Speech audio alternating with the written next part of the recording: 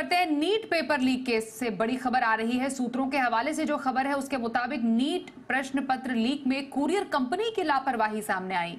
जानकारी के मुताबिक प्रश्न पत्र के बक्से 3 मई को ब्लू डार्ट से एसबीआई हजारीबाग लाए गए और प्रश्न पत्र के बॉक्स को 3 मई को रांची से हजारीबाग नेटवर्क की गाड़ी से लाया गया। और हैरान करने वाली बात यह रही कि कुरियर कंपनी ने और उन 9 बक्सों को भाड़े के ई रिक्शा से बैंक भेज दिया और बैंक भेजने के क्रम में ही सेंटर्स ने प्रश्न पत्र को बक्से से निकाला और फिर लीक किया।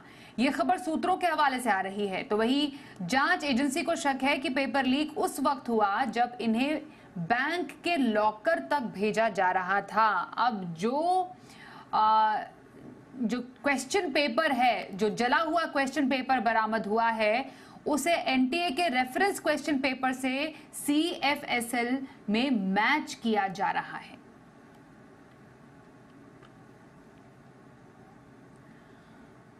जी मीडिया संवाददाता स्वप्निल सोनल इस वक्त पटना से हमारे साथ हैं। स्वप्निल, ये जो पूरा चेन ऑफ इवेंट्स क्रिएट किया गया और कहा जा रहा है कि कुरियर कंपनी की लापरवाही सामने आ रही, सूत्रों के हवाले से जो खबर आ रही है, कितनी पुष्टि की गई है इसमें और कैसे हुआ ये?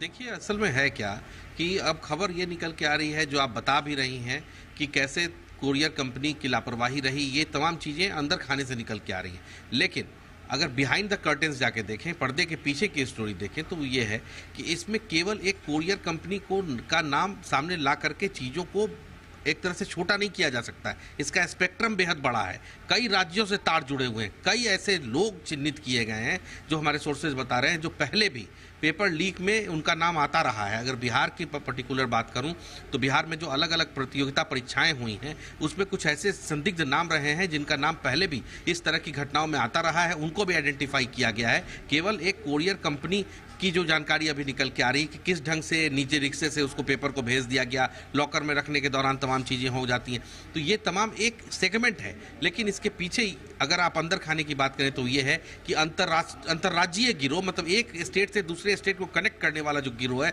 वो काम कर रहा है, ये खबर निकल के आ रही है।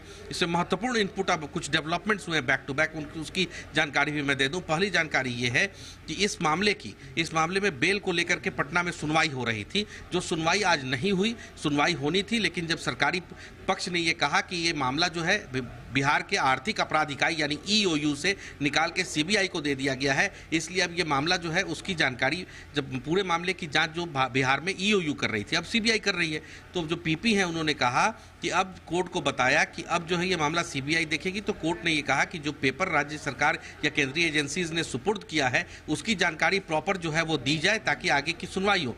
तो आज कोई सुनवाई पर्टिकुलर तौर पर नहीं हुई है बिहार में। सुनवाई का क्या एस्पेक्ट भी क्लियर कर दे रहा हूं, और इसकी अगली डेट जो जिला के अंदर सुनवाई हो रही थी, जिला जज के यहाँ जो होती है उसके अंदर जो सुनवाई हो रही थी वो अब 2 तारीख की रखी गई है, कमिंग 2 तारीख को होगी। और ये भी चर्चा है कि जैसे ही सरकारी पक्ष ये कोर्ट को पेपर प्रोड्यूस करेगा कि अब ये मामला देखा जा रहा है सीबीआई द्वारा, तो ये पूरा मामला जो बिहार में केस चल रहा है बेल का और तमाम चीजों का, ये सीबीआई के स्पेशल कोर्ट को ट्रांसफर हो सकता है। ये भी एक एस्पेक्ट है, लीगल एस्पेक्ट है। जी जी, तो ये पूरा अपडेट दिया हमारे सहयोगी स्वप्निल सोनल ने। और जिस तरीके से कुरियर कंपनी को प्रश्न चिन्ह इस पर लगाया गया है, लेकिन क्या वाकई सिर्फ कुरियर कंपनी की लापरवाही थी या और भी तार कहीं जुड़े हो सकते हैं, ये धीरे धीरे सुनवाई जब आगे होगी इसमें पूरे तार जरूर खुलेंगे। धन्यवाद इस जानकारी।